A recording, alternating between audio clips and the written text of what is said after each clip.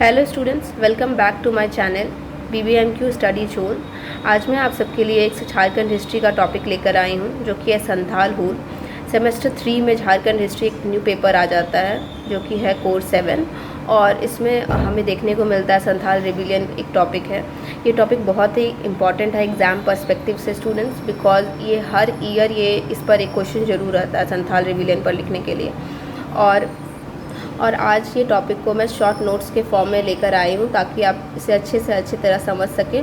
और PDF इसका मेरे लिंक के डिस्क्रिप्शन में इसका PDF लिंक है। तो चलो हम स्टार्ट करते हैं। संथाल हुल रिबिलियन क्या था? तो संथाल हुल स्टार्ट हुआ था 30 जून 1855 को। अब ये बहुत ही ज़्यादा इम्पॉर्टेंट माना जाता है ट्राइबल हिस्ट्री में, बिकॉज ये बहुत ज़्यादा पॉपुलर हुआ था ये रिवोल्ट।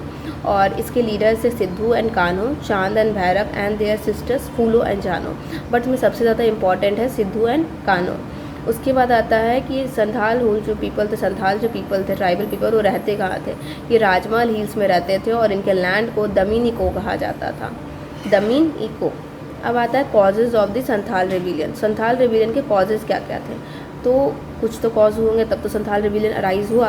तो पहला कॉज था इसका इकोनॉमिक कॉज, ऑपरेशन ऑफ साहूकार, जमींदार and Mahajan, high interest rate, force labour without pay. इसका इकोनॉमिक कॉजेज़ का मतलब यही है मेनली कि जो संथाल्स पीपल हुआ करते थे, वो क्या करते थे? लोन लिया करते थे, साहूकार, जमींदार और महाजन से। और इन लोन के बदले उन्हें बहुत ही ज़्यादा हाई इंटरेस्ट रेट लिया जाता था। ये साहूकार, जमींदार और महाजन बहुत ही ज़्यादा हाई इंटरेस्ट रेट लेते थे, जो कि ये संथाल्स कभी चुका ही नहीं पाते थे। और दूसरी बात ये है कि इन्हें बिना पैसों के भी इनसे काम लिया जाता था, काम कराया जाता था। और इसलिए संथाल्स में एक एंगर, एक गुस्सा आया कि ऐसे इकोनॉमिकली उन्हें टॉर्चर किया जा रहा है, और इसके चलते संथाल रिबिलियन का राइज हुआ। देन सेकेंड कॉज है new forest policy. According to Britishers new forest policy, the Santhals were restricted to collect forest resources और फॉरेस्ट प्रोड्यूस। जो भी फॉरेस्ट प्रोड्यूस हुआ करता था, जो भी रिसोर्सेज थे फॉरेस्ट के, उन्हें मना कर दिया गया संथाल्स को यूज़ करने के लिए। और फिर उनसे फोर्सली काम करवाया जाता था, रेलवे ट्रैक्स बनवाए जाते थे भागलपुर और बर्दवान के बीच में, और उन्हें उनके पैसे भी नहीं दिए जाते थे।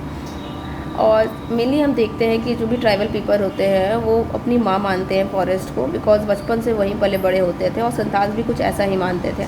तो जब उन्हें रोक दिया गया फॉरेस्ट में जाने से, तो उनका सेंटिमेंट्स बहुत ज़्यादा हर्ट हुए, और ये एक दूसरा इंपॉर्टेंट कॉज बना संथाल रिबिलियन के रोज़ के लिए। थर्ड पॉइंट है स्टूडेंट्स रिलीजियस कॉजेस। 1813 में जब चार्टर एक्ट आया इंडिया, तो चार्टर एक्ट था एक जो 1813 में आया था इंडिया, और उन्होंने क्या किया? क्रिश्चियन मिशनरीज़ को क्रिश्चियनिटी प्रोपेगेट फैलाने के लिए इंडिया में permission they the, charter act of 1813। तो उसमें क्या हुआ कि जब क्रिश्चियनिटी फैलना शुरू हुआ, तो उन्हें लगा, जो भी हमारे संथाल ट्राइबल भाई बंधु थे, उन्हें लगा कि हम उनके कल्चर को टारगेट किया जा रहा है, जो भी उनके ट्रेडिशनल बिलीव्स है उसको टारगेट किया जा रहा है। क्रिश्चियनिटी अगर फैल जाएगा तो उनका कल्चर तो ऑफकोर्स सप्रेस हो जाएगा, इसलिए वो उसके खिलाफ थे, और उन्हें वो भी पसंद नहीं आया था। The next cause is political cause. Britishers के इंटरफेरेंस से पहले संथाल जो थे, वो अपने आप को मांझी सिस्टम और परहा पंचायत में ऑर्गेनाइज करते थे। बट जब ब्रिटिशर्स की पॉलिसीज आना शुरू हुई, तो उनकी जितनी भी सिस्टम्स थी वो सब डिस्ट्रप्ट हो गई, डिस्ट्रॉय हो गई, बिकॉज वो वर्क नहीं कर पा रहे थे अच्छे से। तो इसके चलते भी कहीं ना कहीं उनमें गुस्सा आया था कि ब्रिटिशर्स के इंटरफेरेंस के चलते उनका सारा सिस्टम, जो भी पॉलिटिकल सिस्टम था, रिलीजियस था, इकोनॉमिकली, वो बहुत ही ज़्यादा डिस्टर्ब हो चुका था। Then last one is immediate cause. Immediate cause वो कॉज है जो तुरंत, जिसके चलते तुरंत ही हमारा वॉर स्टार्ट हो गया, रिबिलियन स्टार्ट हो गया। जून 1855 में क्या हुआ? एक चोरी हो गई। संथाल ट्राइबल पीपल को उठा लिया गया पुलिस के द्वारा, और बहुत ही ज़्यादा मारा गया। दे वर मर्सिलेसली बीटन, बिकॉज पुलिस को लगा कि ये चोरी उन्होंने ही की थी, बट वैसा कुछ नहीं था, जिसके चलते बहुत ही ज़्यादा गुस्सा आया लोगों में, संथाल पीपल में, और उन्होंने क्या किया? जो भी इंस्पेक्टर थे उस पुलिस स्टेशन के, उन्हें मार दिया। तो यहीं से स्टार्ट होता है हमारा संथाल रिबिलियन। 1855 में 60,000 एटलीस्ट 60,000 अप्रॉक्स संथाल्स वो जाकर भगनीडी में मिले, और अपने आर्म, जो भी एरो और बोस उस टाइम हुआ करते थे, ट्रेडिशनल आर्मर्स, उन्हें उठाया और ब्रिटिशर्स के खिलाफ धावा बोल दिया।